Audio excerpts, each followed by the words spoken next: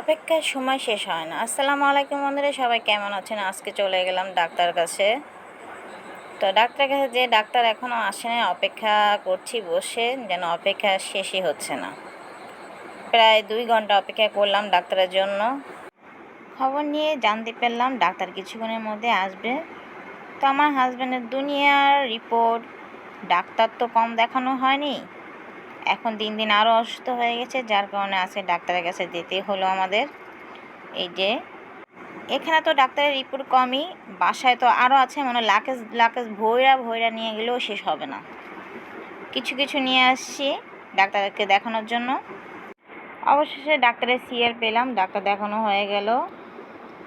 এখন ওষুধ নিব, ওষুধ নিয়ে বাসায় ফিরবো। ওষুধও দিয়েছে কমই, ডাক্তার বলেছে আপাতত 2 মাসে ওষুধ দিলাম, এটা খেতে থাকে, দেখা যাক কী হয়। এখন সবগুলো ওষুধই নিলাম, 2 মাসে নিলাম না, প্রায় 20 দিন ওষুধ নিয়েছি। দেখা যায় এই ওষুধ খাওয়ার পরে তার অবস্থা কেমন হয়।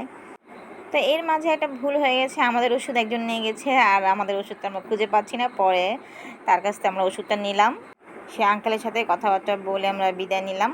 তো এখন বিদায়ের বেলা আমরা এখানেই, সামনে একটা পিৎজার দোকান আছে, এখান থেকে পিৎজা খেয়ে আমরা বাসায় যাব।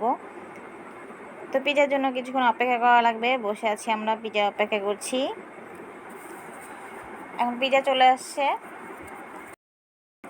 পিৎজা খেয়ে আমরা এখন বাসায় চলে যাব। বন্ধুরা, আমার এই ছোট্ট ব্লগটা আপনাদের কেমন লেগেছে? ভালো লেগে থাকলে অবশ্যই লাইক, শেয়ার, কমেন্ট, ফলো দিয়ে আমার পাশে থাকবেন।